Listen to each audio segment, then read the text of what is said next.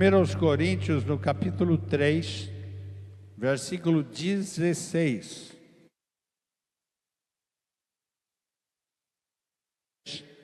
A partir do versículo 16. Seja no telão, seja na Bíblia, seja no celular. Nós vamos ler a palavra de Deus agora, como cooperadores de Deus. Diz a palavra o seguinte, 1 Coríntios, capítulo 3, versículo 16.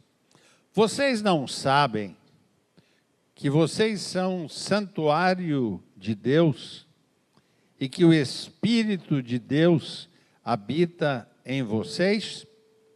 Fala conosco, Senhor, pela Tua palavra, que haja algo muito especial neste culto, nessa reunião, neste culto da esperança, nessa quarta da esperança, e que o Senhor possa tocar na nossa vida, em nome de Jesus.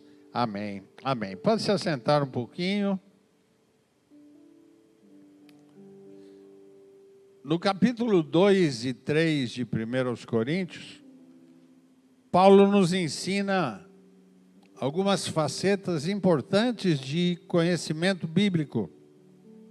A mensagem a respeito de Cristo crucificado era ainda algo não muito comum para a igreja de Corinto, que tinha muitas divisões de ideias. Depois Paulo fala sobre a sabedoria de Deus. Você pode depois ver na sua casa o quanto a palavra de Deus é verdadeira. Depois Paulo fala no capítulo 3 sobre cooperadores de Deus. E aí entra nesse versículo que Deus me permitiu separar e preparar para conversarmos hoje à noite. Diz Paulo: vocês não sabem que são santuário de Deus e que o Espírito de Deus habita em vocês? É uma pergunta que Paulo faz para a igreja de Corinto, no qual hoje eu me permito passar a vocês a mesma pergunta. Quero ser aqui para você hoje como foi o apóstolo Paulo para a igreja de Corinto. Você já pensou, você sabe que você é santuário de Deus? Você pode imaginar isto? Você pode pensar a maneira como Paulo chegou para a igreja de Corinto e disse: você tem convicção que você é santuário de Deus? Você já imaginou olhar para dentro de você e perceber que tem algo dentro de você, algo dentro de mim, algo dentro da igreja de Corinto, algo dentro da igreja da Olavo Bilac, que mostra que nós somos santuários de Deus? Ou seja, eu e você podemos e devemos olhar para dentro de nós e saber que a mesma pergunta que Paulo fala aos coríntios, ele fala para mim e para você hoje. Somos santuários de Deus. Você sabe disso? O que é ser santuário de Deus, pastor Davi? É olhar cada um de nós para dentro da gente e imaginar: aonde está Deus? Qual é o propósito de Deus na minha vida? Para o que eu fui chamado aqui na terra? Quais são os motivos pelo qual um dia Deus escolheu, na sua grandeza, na sua formosura, e escolheu cada um de nós? Escolheu para sentarmos nas poltronas? Escolheu para sermos curados, salvos? Nos escolheu para deixarmos vícios, problemas e lutas? Ou Ele nos escolheu para sermos santuário de Deus? Ser santuário de Deus significa que eu e você fomos escolhidos para permitir que este Deus Pai, esse Deus eterno, esse Deus que está acima de todas as coisas, esse Deus que criou todas as coisas, pudesse sair do seu lugar e habitar dentro da gente. Eu e você somos santuários de Deus. Comece a imaginar, então, nesta noite, o quanto eu e você fomos escolhidos para que Deus pudesse viver dentro da gente. Você é alguém muito especial. Você é alguém escolhido por Deus. Às vezes pensamos assim, puxa vida, mas eu não tive lá atrás uma vida muito boa. Eu não tive momentos especiais onde nasci num lar rico, pude fazer faculdades. Eu não tive oportunidade, você pode pensar, de fazer uma MBA fora do país. Você não teve a oportunidade, ou eu não tive a oportunidade, de um dia poder dizer assim, eu não vejo a hora de poder fazer uma nova viagem longa para a Europa. Talvez eu e você não pensamos assim, talvez não é o nosso principal desejo, mas eu quero que você saia daqui hoje pensando o seguinte: eu fui escolhido para ser santuário de Deus. As coisas velhas já se passaram, eis que tudo se faz novo, e a partir de agora eu faço parte deste santuário de Deus. Cantamos hoje, agora há pouco, que Ele é santo. Glória a Ele, porque Ele é santo. E podemos analisar se Ele é santo, esta santidade habita dentro de nós e nos abençoa sempre. Paulo então faz a pergunta: vocês não sabem que vocês são santuário de Deus? Homem e mulher, moço e moça, criança, escolhidos por Deus para podermos levar ao mundo este santuário, que é o santuário de Deus. Você já imaginou isso? Isso te deixa feliz? Isso faz de você uma nova pessoa? Eu não tenho absolutamente nada contra outras religiões ou denominações, mas eu vou dizer para você, como eu já disse, a maioria de vocês sabem, eu nasci num lar cristão, meus pais sempre foram cristãos, diáconos dessa igreja. Aqui eu cresci, nasci, tenho vivido momentos maravilhosos com Deus. Eu não conheço uma outra denominação, e mesmo que conhecesse, eu não ia acusar aquela denominação ou outra, porque não é meu feitio, mas eu olho para dentro de mim e falo, puxa vida, eu sou santuário de Deus. Eu sou importante para Deus. Deus, em um determinado momento, Ele escolheu Jesus Cristo, e já está chegando a Páscoa, Ele escolheu Jesus Cristo para vir aqui a esta terra, para morrer por mim, morrer por você.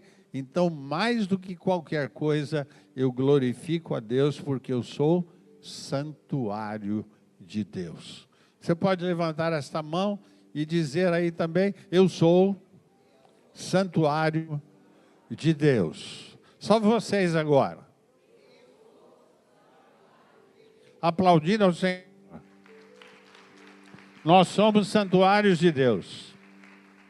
Homens e mulheres, jovens, você que está aí participando pela live, nós somos muito importantes.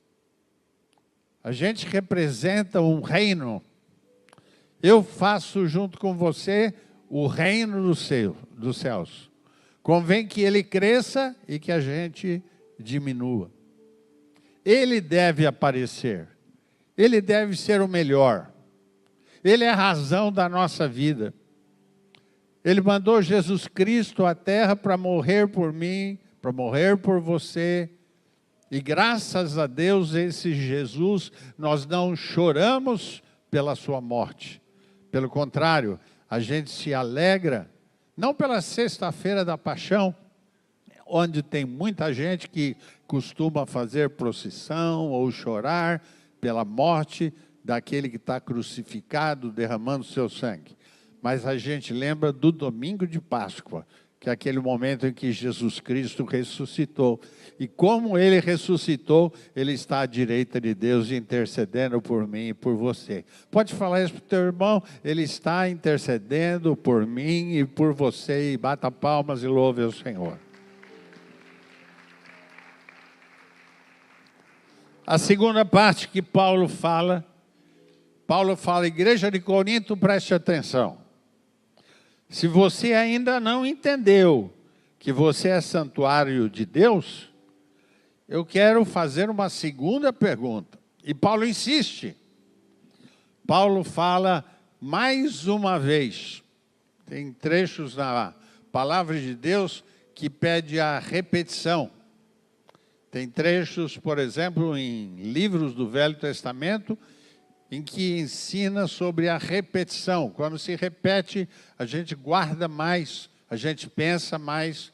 Nos livros de Salmos, a gente vê muitas vezes o salmista dizendo Selá, S-E-L-A, que significa que era um momento que a gente está repetindo alguma coisa que o cantor está contando novamente para a gente poder pensar. Então, Deus faz isso através de Paulo à igreja de Corinto da seguinte maneira. Bom, eu já expliquei para vocês que vocês são o santuário de Deus. Agora eu vou repetir de uma outra maneira. O Espírito de Deus habita em você. Você levantou hoje da sua cama de manhãzinha? Deixa eu ver se não tem nenhum defunto aqui. Levantou? Quem levantou? Respirou bem? O que você fez em primeiro lugar? Pastor, eu liguei o celular para ver as notícias do dia, ou então a televisão. Foi isso que fizemos? Primeira coisa, se você está pensando, a primeira coisa foi orar. Primeira coisa, eu diria o seguinte, foi você abrir os olhos. Naquele momento, você estava percebendo que você estava vivo. E que maneira linda de ir, Papai do Céu, acordar a gente e dizer, oi, bom dia. Que coisa linda é poder saber que Deus chama a gente, dá um chacoalhãozinho na gente ainda com ramela nos olhos, talvez com mau hálito do momento que a gente acorda, mas ali Deus está dizendo assim, pronto, eu deitei, dormi, acordei porque o Senhor me sustentou. É um trecho bíblico. E aí sim, opa, acordei. Eu não vou orar, e eu ensino, pelo menos você, a igreja, que a gente não deve orar meio adormecido. A gente não deve orar tipo assim, agora eu vou desligar a televisão, porque já está me dando um sono terrível, eu não consigo nem falar com Deus direito. Não, não, não. Temos que ter intimidade com Deus. Alguém já bocejou? Sabe o que é bocejar? Você já bocejou? O que normalmente acontece quando alguém boceja perto de você? Você já percebeu que dá um certo costume de bocejar também? Muitas vezes, meus irmãos, a nossa conversa com Deus se torna um bocejo e não uma oração. A palavra de Deus nos ensina que a gente deve orar ao Senhor e agradecer. Muito obrigado por esta noite de descanso. Muito obrigado por esse sono reparador. Tivemos a oportunidade, que não teremos hoje, quem veio domingo de manhã teve a oportunidade, quando eu distribuí 1000 tapetes de fogo gratuitamente para a igreja. Quem levou para casa? Colocou lá dentro do armário? Escondeu perto do banheiro? Não? Guardou embaixo da cama para você poder tirar e orar? Porque eu disse hoje vocês não vão ter essa oportunidade. Por quê? mais de 1000 pessoas levaram esse tapetinho de fogo, um presente meu para vocês. Pode aplaudir Jesus por isso. Acabou. Ficamos sabendo agora há pouco que não tinha mais nenhum. Mas eu não quero machucar você, eu já pedi para encomendarem até domingo mais uma quantidade, porque eu quero todo mundo orando. E orando não no bocejo, orando não na distração, não, orando não olhando o celular, orando não vendo o programa jornalístico preferido, mas orando ao Senhor, sabendo que Ele está comigo, que está com você. Quando oramos ao Senhor, a gente move a mão de Deus para nos abençoar. Nós estamos participando dos 21 dias de jejum e oração. Você tem recebido, através da sua liderança, dos seus pastores, a maneira como deve proceder, qual o tema do dia para orar. E durante esses 21 dias de oração, de intercessão, você deve estar participando disso para quê? Que a tua igreja fique mais e mais fortalecida. Mais e mais fortalecida, tendo saúde, tendo bênção, tendo vitória, tendo prosperidade. Agindo Deus, quem impedirá? Eu tudo posso naquele que me fortalece. O Senhor é meu pastor e nada me faltará. O que habita no esconderijo do Altíssimo, a sombra do Onipotente descansará. Por isso que Paulo reforça essa segunda etapa, dizendo: você sabe que o Espírito de Deus habita em você? Você acordou, conforme eu pedi a demonstração, se acordou dizendo assim: não, pastor, eu acordei vivo, eu acordei respirando, eu acordei sabendo que eu deveria estar orando. Então, graças a isto, você tem dentro de você o Espírito de Deus na sua vida. Você não tem o espírito do mal, você não tem o espírito do diabo, você não tem o espírito que atrapalha a sua vida, nem a sua família, você tem o Espírito de Deus. E quando a gente fala isso, eu sempre repito: mal algum chega à sua casa, mal algum chega à sua vida, porque os seus anjos dão ordem a seu respeito para que nos guardem em todos os nossos caminhos. Fiquei muito feliz hoje, ontem, anteontem, de estar conversando com o pastor Mário de Oliveira, nosso presidente, e ouvir dele algumas coisas, como, por exemplo, pastor Mário, eu escutei pessoas na minha igreja, eu vi testemunhos sendo escritos no WhatsApp e também nas redes sociais, em curas imediatas, no momento que estava sendo orado aqui. Alguém esteve aqui segunda-feira? Foi bênção na sua vida para aplaudir Jesus? Foi bênção? Com toda certeza nós recebemos, não por causa de um homem, mas por causa de alguém que estava com o Espírito de Deus na nossa vida. Esse Deus passeia nesses corredores. Eu fico muito feliz e oriento também quando os meus pastores sobem no altar para começar um culto ou terminá-lo e dizem assim: Senhor, abençoe nosso pastor. Abençoe o pastor Davi. Dá força, dá saúde, cuida dele nas viagens ou então nos cultos. Sabe o que você está fazendo por mim? Pedindo assim, Espírito de Deus, toma conta do pastor e de sua família. Você pode ver que é citado em cada oração, em cada culto, em cada intercessão. Por quê? Porque, meus irmãos, a gente enfrenta toda sorte de circunstância complicada, mas com Deus nós somos mais do que vencedores. Amém? Você acredita nisso? Então temos dentro da gente o Espírito de Deus. É o Espírito de Deus que nos abençoa. É o Espírito de Deus que toma conta da gente no nome de Jesus.